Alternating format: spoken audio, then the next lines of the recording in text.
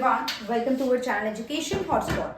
So in this video we are going to talk about the summary of your subject MSO4. MSO4 जो कि आपका first year का subject है. देखो यहाँ पे हम कंप्लीट लेक्चर नहीं कर रहे हैं, यहाँ पे हम इंपॉर्टेंट टॉपिक्स नहीं कर रहे हैं. इंपॉर्टेंट टॉपिक की प्लेलिस्ट आप लोगों के पास ऑलरेडी अवेलेबल है, plus classes of important topic is going on, already going on. आप पे क्लासेस चल रही हैं पूरे सिलेबस की नहीं, इंपॉर्टेंट टॉपिक की. तो what we are going to do here, यहाँ पे हम लोग इस सब्जेक्ट के बारे में आपसे इस सब्जेक्ट की जो थोड़ी सी समरी है वो मैं आप लोगों से यहाँ पे डिस्कस करूंगी.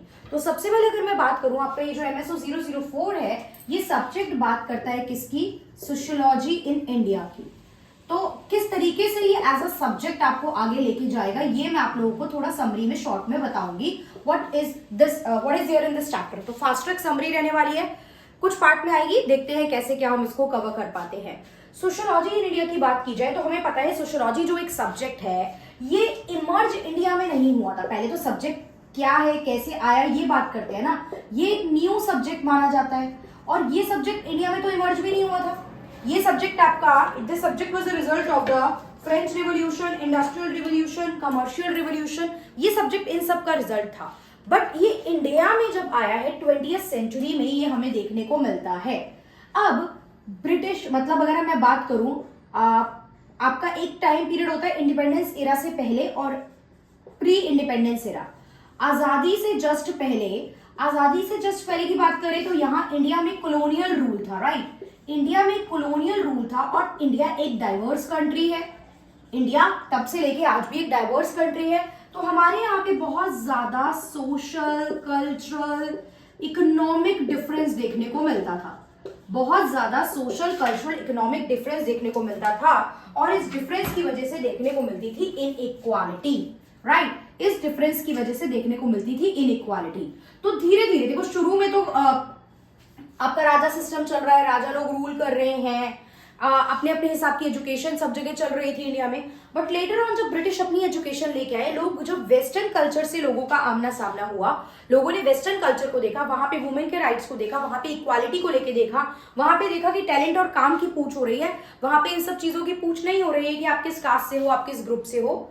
ऑल्दो ऐसा नहीं है सारी कंट्री में ऐसा था. आप आज अगर पुरानी कंट्री स्टडी करो वहां पे भी डिवीजन था, but on the different basis. तो जब एक एक्सपोजर मिला तो ये देखा गया कि ये जो इनइक्वालिटी है दिस इज वेरी प्रॉब्लमैटिक, ये प्रॉब्लमैटिक है. और हमारे यहाँ पे बहुत सारे सोशल रिफॉर्मर ने आजादी से पहले ही चीजों पे काम करना स्टार्ट कर दिया था.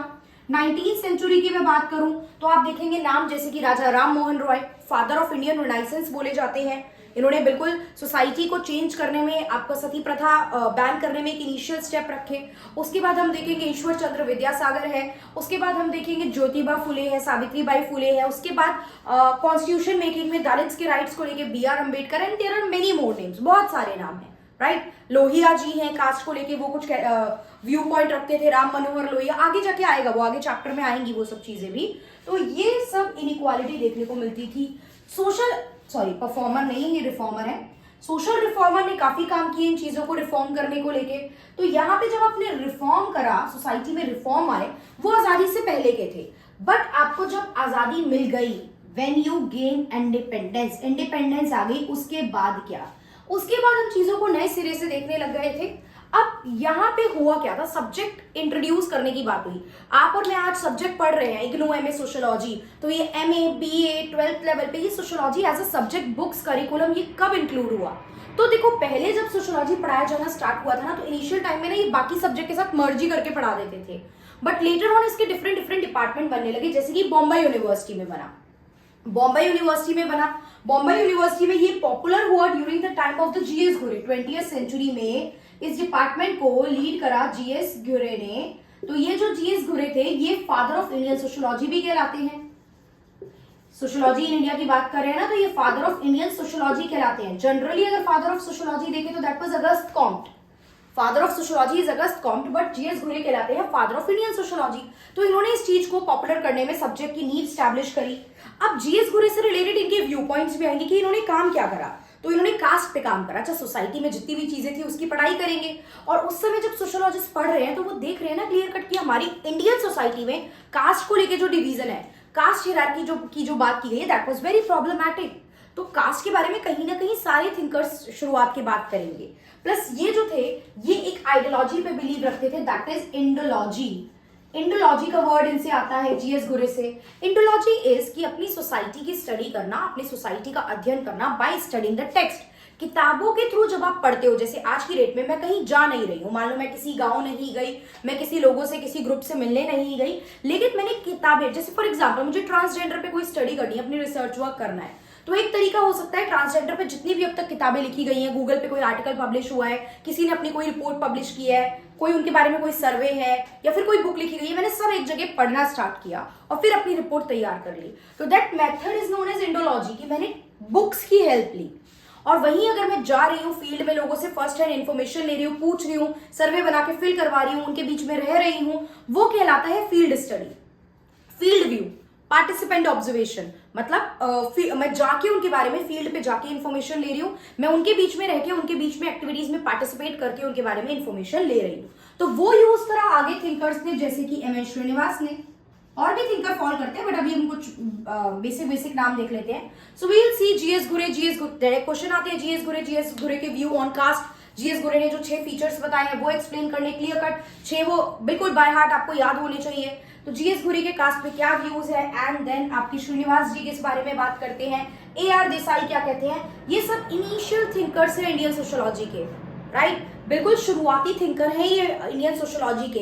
फिर आगे जाके सोशियोलॉजिस्ट में ही आपके स्टडी की सोशियोलॉजी में काउंट करते हैं उन थिंकर को, जैसे कि बी.आर. अम्बेडकर की हम बात करेंगे। अम्बेडकर जी का कास्ट को लेके क्या व्यू था, कास्ट पे काम करा है ना, कास्ट पे उन्होंने काम करा है, जो अनटचेबिलिटी थी उसको इरेडिकेट करने में, अनटचेबिलिटी की प्रॉब्लम्स को सामने लाने में बी.आर. अम्बेडकर का भी एक रोल है। फिर सीधा क्वेश्चन आता है, what are the views of Ambedkar on caste and what are the views of Ram Manohar Lohia on caste. Lohia and Ambedkar view of caste पे अलग अलग भी क्वेश्चन आ जाता है, और कई बार साथ में भी इन पे क्वेश्चन आता है। इफ यू विल सी, तो मैंने यूट्यूब पे भी कवर करा हुआ है ये टॉपिक, तो राइट, ये टॉपिक तो मैंने यूट्यूब पे भी कवर करा हुआ है, शॉर्ट में हम लोग यहाँ भी आगे डिस्कस करेंगे। इसके आगे इस बुक में प्रोसीड किया जाता है बाय विलेज स्टडी, विलेज की स्टडी करना।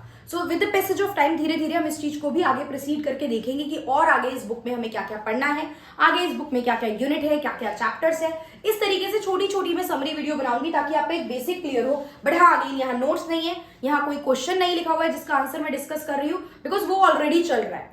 हर जगह सेम चीज तो नहीं चलेगी, यहाँ पे हम समरी फॉर्म में इनको थोड़ा थोड़ा सा रिवाइज कर लेंगे सारे सब्जेक्ट को, तो एक ओवरव्यू मिल जाएगा, एक क्लैरिटी मिल जाएगी। बाकी you are preparing from the free videos and you are also preparing from the paid classes that is available on the app.